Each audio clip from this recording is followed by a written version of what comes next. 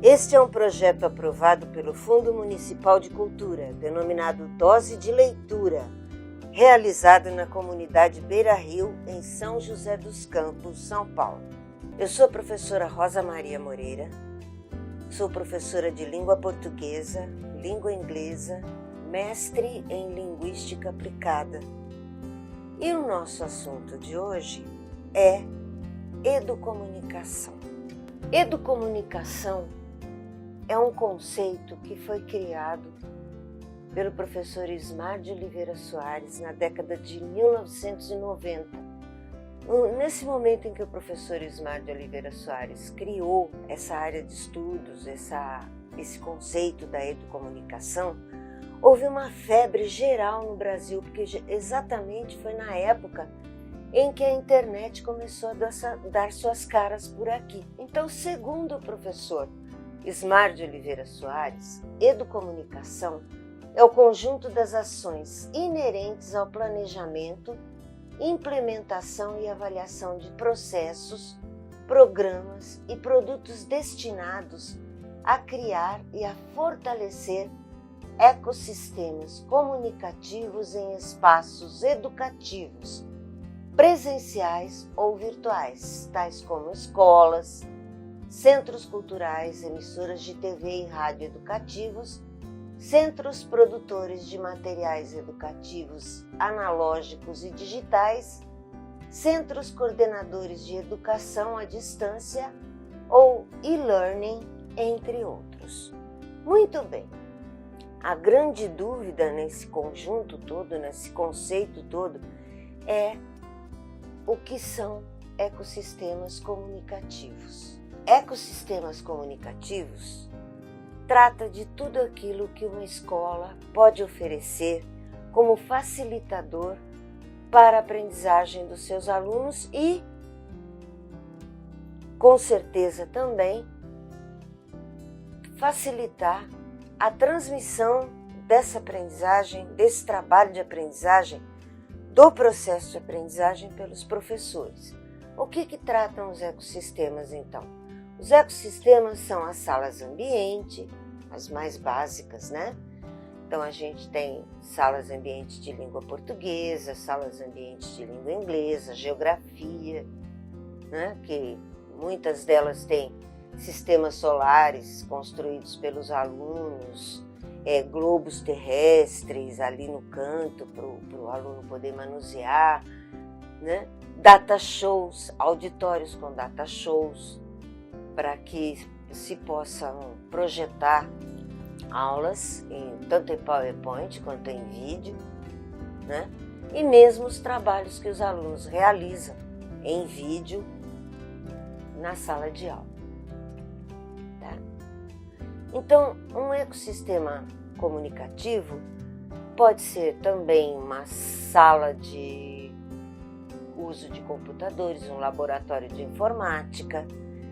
Agora, atualmente, eles podem até ser confundidos com a aprendizagem virtual, que se tornou muito ativa durante a pandemia de 2020 e 2021, e que os professores levaram um susto quando ela começou a se fortalecer, porque levaram um susto porque eles foram exigidos a transmitir, a apresentar suas aulas em vídeo, coisa que muitos deles não estavam acostumados. Eu mesma, apesar de mexer muito com vídeo, com produtos de mídia, com propaganda, com imagem, com linguagem, não tinha esse costume. Eu trabalhava muito isso em sala de aula presencial. A sala de aula virtual fez com que todo mundo tivesse que aprender educomunicação, entre aspas, de uma hora para outra. E como é que isso se deu? Atropeladamente, é claro. E nesse atropelamento surgiram algumas dúvidas e algumas confusões. Confusões que nós podemos verificar pela nomenclatura dada a esse facilitador da aprendizagem. Então nós temos a educomunicação, que nós já falamos, que basicamente são os ecossistemas comunicativos realizados, construídos, fortalecidos dentro da escola. Nós temos também a outra nomenclatura, que é educação com comunicação. Temos também a outra nomenclatura, que é educação com tecnologia. E mais uma nomenclatura, que é tecnologia da educação. Tá, então vamos ver quais seriam as diferenças entre essas terminologias. Como eu já disse para vocês, a educomunicação, então, é um conjunto de ações, é uma área de estudos inerentes ao planejamento, implementação e avaliação de processos, programas e produtos destinados a criar e a fortalecer os tais ecossistemas comunicativos em espaços educativos, presenciais ou virtuais, tais como escolas, centros culturais, emissoras de TV e rádio educativos, centros produtores de materiais educativos, analógicos e digitais, centros coordenadores de educação à distância ou e-learning e outros. E-learning nada mais é do que a própria educação veiculada, trabalhada no computador. Por exemplo, se você pede um projeto para o seu aluno e ele desenvolve esse projeto a partir de um computador, utilizando computador, informática, internet, ele está trabalhando no e-learning. E apenas quer dizer eletrônico, tá?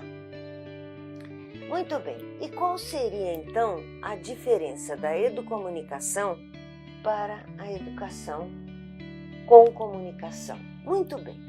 Segundo a professora Vani Kensky, que é uma estudiosa da educação à distância, estudiosa da educação com informática, estudiosa da educação com tecnologia, a educação com comunicação é apenas um movimento entre pessoas que possuem em comum a vontade de ensinar e aprender, possibilitando que a aprendizagem ocorra em múltiplos espaços, seja nos limites físicos das salas de aula e dos espaços escolares formais, seja nos espaços virtuais de aprendizagem. Então, isso que nós vimos crescer muito durante a pandemia é educação com comunicação. Educação com comunicação é tudo aquilo em que o professor usa facilitadores de aprendizagem a partir das teorias da comunicação, a partir de elementos audiovisuais, a partir de recursos audiovisuais de ensino. Há muito tempo eu conheci umas pessoas, uns professores do sertão do Ceará, quando eu fazia parte do Alfabetização Solidária, e a grande tarefa que eles tinham para desenvolver era justamente alfabetizar pessoas no sertão do Ceará, no sertão da Bahia, locais onde, quando muito, uma escola podia ter, se tanto, uma televisão. Conheci escolas, inclusive, em que a professora escrevia na porta da sala, que não era nem sala de aula, na porta da sala de uma residência que havia sido emprestada a ela para que ela pudesse dar aula, ela escrevia na porta com giz. Esse era o recurso audiovisual que ela tinha. Então eu costumava dizer nessa época, para quem tem uma caixa de fósforos, a caixa de fósforos é um recurso audiovisual que pode ser utilizado. Sim, para muitas coisas, inclusive para matemática montessoriana. Então, gente, educação com comunicação é tudo aquilo que se utiliza de facilitadores, de audiovisuais, de elementos visuais, sonoros, táteis, para que a educação aconteça. E também, a partir disso daí, todo ato comunicativo é um ato educativo. Por quê? No momento em que você está se comunicando, sempre haverá um receptor que estará recebendo aquilo que você está informando, aquela mensagem que você está transmitindo a partir de um código, seja o idioma que você fala, seja a música que você toca, seja o vídeo que você passa para os seus alunos assistirem, seja inclusive o livro didático, o livro de literatura que ele se utiliza para aprender. Porque o livro é um elemento de comunicação vivo também. E ele adquire vida, ele se reaviva no momento em que você o abre e o utiliza para contar uma história, o utiliza para transmitir uma mensagem, tá? A outra nomenclatura que nós utilizamos também é educação com tecnologia. Muito bem. A educação com tecnologia, segundo a professora Júnia Reis, pode ser expressa como o conjunto de procedimentos. Procedimentos são técnicas, tá? Que visam facilitar os processos de ensino e aprendizagem com a utilização dos meios. Que meios? Instrumentais, simbólicos, analógicos ou digitais, e suas consequentes transformações culturais. Como eu estava dizendo para você, no momento que você abre um livro, que você conta uma história para o seu aluno, no momento em que você lê o que está escrito naquele livro, você está recebendo, você está transmitindo uma mensagem. E o livro, embora muita gente acredite que seja um elemento ultrapassado, é um transmissor de aprendizagem, é um facilitador de aprendizagem, tá? Na época em que eu estava na faculdade, por exemplo, eu tinha uma professora que não gostava das publicações que eram feitas em língua portuguesa a respeito da disciplina que ela ministrava, que era orientação educacional. O que ela fez? Pegou vários livros, várias publicações em espanhol, distribuiu pela classe e disse para a turma: gente, vocês vão ler esse material e vão aprender o que está escrito aqui. Ah, tá bom, professora. Quem é que já sabia falar espanhol? Quem é que na década de 70, 80, podia imaginar que espanhol se tornaria uma língua tão necessária como tem sido ultimamente? Pois é, a maioria da sala de aula, 90% dos alunos, não sabiam falar espanhol. Resultado, eu aprendi a falar espanhol na marra, lendo livros em espanhol e traduzindo espanhol. Então, para mim, aquele livro em espanhol, muito mais do que um instrumento de aprendizagem, foi um instrumento de transformação na minha vida. Um instrumento de transformação cultural, de onde eu comecei a aprender a falar espanhol e descobri que eu podia falar outra língua, além do inglês, que eu já falava na época, e da língua portuguesa. Uma coisa que eu nunca pensei na minha vida foi aprender a falar espanhol na faculdade, que nem era faculdade de espanhol, tá? Muito bem. Aí, então, voltando aqui à utilização dos meios. Meios instrumentais, instrumentos, computadores, televisões, videocassete, caixa de fósforo, como eu falei, bandas, toca-discos, CDs. Tem escola que não tem condições de ter sequer uma lousa, como foi o que aconteceu com aquela minha colega do Ceará. Ela não tinha sequer uma lousa. Ela estava escrevendo numa porta, na porta da residência da pessoa que havia emprestado a sala para ela, tá? E aquela porta da frente daquela casa se transformou num instrumento de aprendizagem. Então, um instrumento de aprendizagem não é um instrumento que precisa ser ligado na tomada, um instrumento que precisa ser utilizado com mouse, com software avançado, com hardware avançado. Não. O instrumento de aprendizagem é você, professor. É você, professora. Você é um instrumento de aprendizagem. porque você é um instrumento de ensino. Você aprendeu as técnicas de ensino, você aprendeu como transmitir aquilo que você aprendeu na faculdade, que você aprendeu na escola, que você traz da sua vivência para o seu aluno, para transformar tudo isso em processo de aprendizagem, para transformar tudo isso em aprendizagem para o seu aluno, tá? Os processos, os meios simbólicos, por exemplo, meios simbólicos analógicos ou digitais. Bem, meios digitais a gente conhece. Agora está muito em moda o Instagram, até pouco tempo era usado o Facebook, agora está sendo mais usado o Instagram. Até pouco tempo o Orkut foi muito usado. O Orkut se transformou em instrumento de vigilância dos pais, né? Os pais começaram a usar o Orkut, aí surgiu o Facebook, a criançada abandonou o Orkut, começou a se utilizar do Facebook, o Facebook também começou a ser utilizado pelos pais, então a criançada resolveu usar o Instagram. Agora, o mais recente que a gente teve conhecimento foi o TikTok, em que eles próprios podem gravar seus vídeos e transmitir os seus vídeos via telefone celular, que também é um instrumento de tecnologia, é um instrumento de aprendizagem. Tá? O telefone celular pode ser usado em sala de aula, agora pode, porque foi liberado.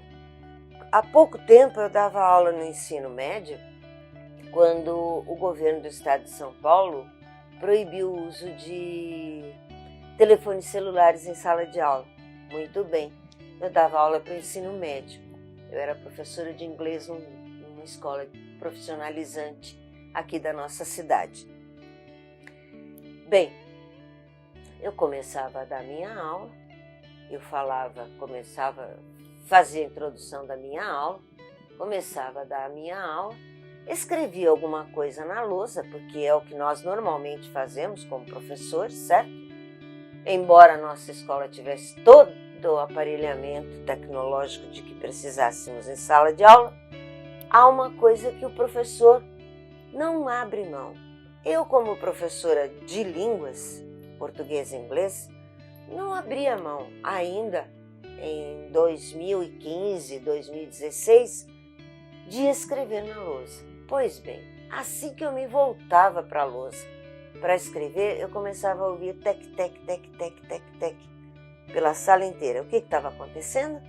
A meninada estava toda entrando no Facebook, conversando com os amigos, conversando com a família e mexendo no celular, jogando. Eu falei, é assim? Vocês pensam que vocês vão me dobrar usando o telefone celular na sala de aula? Vocês pensam que vão me vencer? Não, pois eu vou usar a mesma arma que vocês estão usando contra vocês, metaforicamente falando. O que eu fiz? Comecei a criar apostilas interativas. O que são as apostilas interativas? Nada mais que um texto, uma apostila normal, produzida em PDF ou Word, transmitida nos e-mails, nas caixas de e-mails ou pelo WhatsApp dos meus alunos, em que eles acessavam o conteúdo que eu estava dando em sala de aula e que também podiam acessar links, porque eu deixava o link aberto, o aluno clicava naquele link e o que ele podia fazer com aquilo? Ampliar o conhecimento dele. Por exemplo, eu colocava uma poesia de Vinícius de Moraes na aula de língua portuguesa, né? Aquela famosa de tudo é o meu amor, serei atento antes e com tal zelo e sempre tanto, que mesmo em face do maior encanto, dele se encante mais meu pensamento. O conhecido soneto da fidelidade. Muito bem, eu colocava o texto do soneto da fidelidade na apostila e o link para Paulo Autran declamando o soneto da fidelidade no YouTube. Pronto, está feita a minha interação. Também, além do link do YouTube, colocava o QR Code. Por quê? Para que o aluno que já tivesse instalado em seu telefone celular o aplicativo QR Code pudesse acessar o mesmo Paulo Otran, declamando o mesmo soneto da fidelidade a partir do QR Code. E assim eu consegui ensinar muito mais língua portuguesa, muito mais língua inglesa. Era bom porque na aula de língua inglesa, por exemplo, ao final da aula eu colocava sempre uma música, geralmente dos Beatles, porque eu gosto muito dos Beatles e os Beatles são um clássico, afinal de contas, né? E tinha professores das outras salas de aula, as minhas vizinhas, que vinham assistir o encerramento da minha aula, porque eu abri o link do YouTube com música dos Beatles para cantar, para a turma fazer karaokê em sala de aula e para aprender, traduzir, entender o contexto, o conceito da aula daquele dia a partir de uma música cantada por eles mesmos, traduzidas por eles mesmos. Isso é educação com tecnologia. E o último conceito que nós vamos tentar destrinchar, diferenciar para você, é a tecnologia da educação. Pois é, meu amigo professor, minha amiga professora, tecnologia da educação nada mais é que a velha metodologia de ensino que você aprendeu na faculdade de pedagogia, se você é professor do ensino fundamental nos primeiros anos, alfabetização e outras metodologias de ensino como montessoriana, por exemplo, cognitiva, que todos nós aprendemos nas aulas da faculdade de pedagogia. Se você fez o curso de letras, você pode ter feito a habilitação em português, inglês, francês, espanhol. Você aprendeu metodologia de ensino da língua inglesa, da língua portuguesa, da língua espanhola, da língua francesa, certo? Você aprendeu como ensinar. Então, gente, tecnologia da educação nada mais é que você conhecer as técnicas e os procedimentos de ensino para transmitir para o seu aluno aquilo que você quer que ele aprenda, aqueles conceitos que você quer que ele aprenda, que na verdade você não quer que ele aprenda exatamente, você está apenas dando um start para ele, porque no momento em que ele se interessa por qualquer conceito que você apresente para ele, e seja você professor de idioma, seja você professor de geografia, matemática, astronomia, história, seja lá o que for, no momento em que o seu aluno se interessa por aquilo que você está contando para ele, aquela novidade que você está contando para ele vai acabar por aprender sozinho. Até porque agora nós temos muito mais instrumentos para isso. Basta você abrir um computador, entrar no Google e saber onde fica Netuno, onde fica Júpiter, Plutão, o que se fala na Croácia, o que se fala nos Emirados Árabes, como é que é o idioma do Catar, onde a Copa do Mundo acabou de ser realizada. Pois é. Agora, para quem tem internet, para quem tem um computador, fica mais fácil. Mas e você, meu amigo? Você, minha amiga, que dá aula numa escola com poucos recursos. Ah, mas eu tenho certeza que uma biblioteca, pelo menos, você tem. Eu tenho certeza que você pode montar um cantinho da sucata, um cantinho da maquiagem. Eu tenho certeza que você pode criar um cantinho do conto, tá? Com o quê? Com sucata, com contribuição do seu próprio aluno. Para que você tenha uma certa orientação para criar esses cantinhos, na época em que eu estava trabalhando com o ensino fundamental nível 2, ensino fundamental 2, e eu me aprofundei nos estudos da educomunicação, educação com tecnologia, educação com comunicação, utilização de produtos da mídia para o ensino da língua portuguesa, etc, etc. Eu criei uma tabelinha que pode ajudar você, professor, você, professora, a criar os seus cantinhos na escola e utilizar todos os recursos que você puder para a aprendizagem do seu aluno. Então veja aqui, agora nós vamos ver nesse quadro o que nós podemos utilizar para criar ecossistemas educativos. Lembra que a gente falou lá no começo?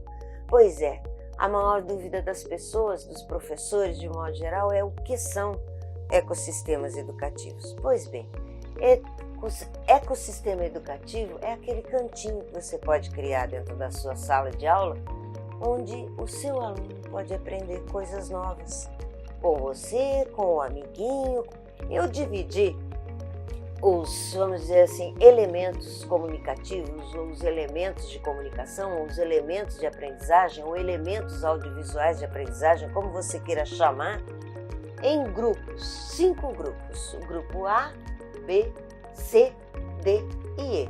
Como você está vendo na tela agora, cada grupo é formado por elementos relativos a eles. Por exemplo, o grupo A, animação, filmes, espetáculos, slides, transparências, CDs, rádio, DVDs, fitas cassete, tanto de áudio quanto de vídeo, porque tem gente que ainda tem isso em casa, tá?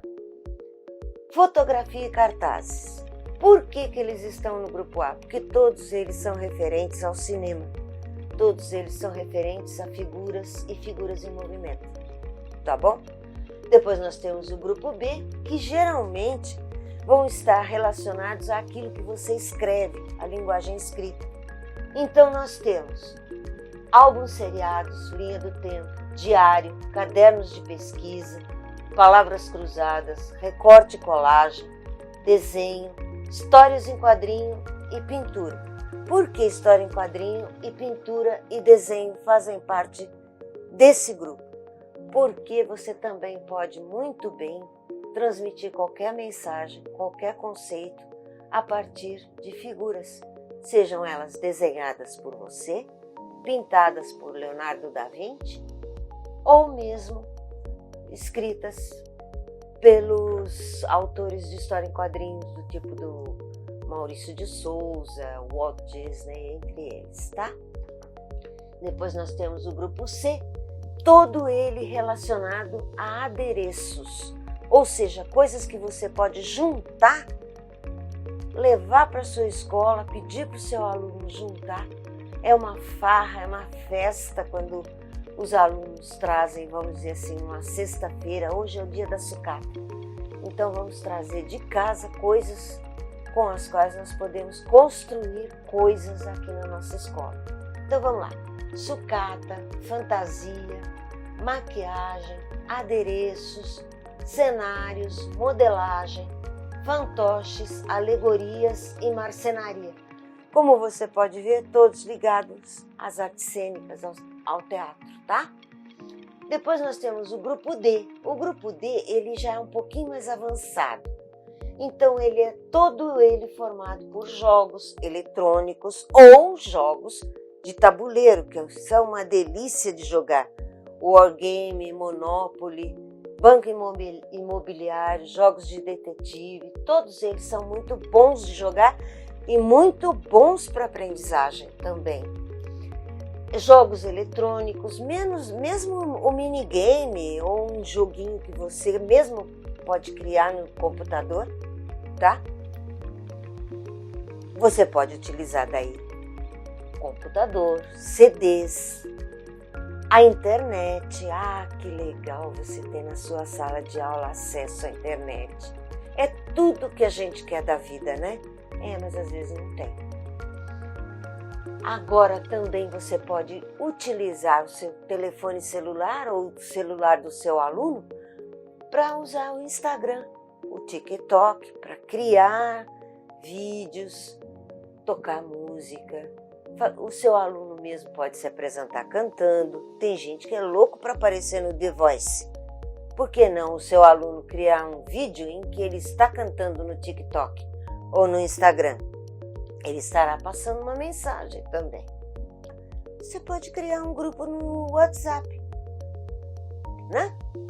Ou criar um chat eletrônico mesmo. E um blog? O blog é uma coisa, parece ultrapassada, tal, mas é muito avançado. Porque para você criar um blog, no mínimo você tem que saber escrever muito bem. E é um excelente exercício para as aulas de idiomas. Você pode criar um blog para o seu aluno conversar, criar, apresentar conteúdos em língua portuguesa, língua inglesa, língua espanhola, língua francesa. Não tem problema. Você pode criar um blog com seu aluno e ele vai gostar muito de preencher o blog e ver o rendimento e como ele vai crescendo na escrita, que vai ser muito bem para ele quando ele for fazer o tal do Enem, né? Vai ser muito bom para ele quando ele chegar lá no Enem, que ele já vai ter bastante consciência, bastante repertório para escrever a sua redação, a fatídica redação do Enem. E por último, eu coloquei no grupo E aqueles elementos, vamos dizer assim, produtos de mídia, ou outro nome que você queira dar, que nós podemos visitar, o que também é uma delícia. Veja bem, imagina se você pode ir com seus alunos a um circo, a um cinema, a um teatro, a recitais. Nossa, assistir um recital de música erudita, um recital de música popular. Não é porque você está tocando um samba ou uma música popular, um sertanejo, que não pode se chamar de recital. Também é um recital, é que recebe outro nome, né? Show, espetáculo, como você quiser. Depois nós temos o balé, que também é uma outra forma de expressão, outra forma de aprendizagem, outra forma de comunicação. Os museus, os parques, as praças, as ruas e as avenidas. Tudo isso pode fazer parte do seu ecossistema educativo. Basta que você tenha imaginação para usar. Se você quiser saber mais alguma coisa a respeito de educomunicação, tecnologia da educação, metodologias de ensino, visite esta página na internet, que eu coloquei aqui para você, esse link, onde eu relato para você toda a minha experiência de 10 anos construindo com os meus alunos do Ensino Fundamental 2 uma metodologia de ensino para aprender língua portuguesa, utilizando recursos da mídia, é claro. Fazendo educomunicação, fazendo comunicação com educação, educação com comunicação e tecnologia da educação. Muito obrigado, gostei muito de conversar com você. Se você tiver alguma dúvida, o meu e-mail é rdaniel@vai aparecer aqui embaixo na tela, rdaniel@bighost.com.br. Por que e-mail, professora? Porque assuntos sérios a gente conversa por e-mail. Até logo e até a próxima.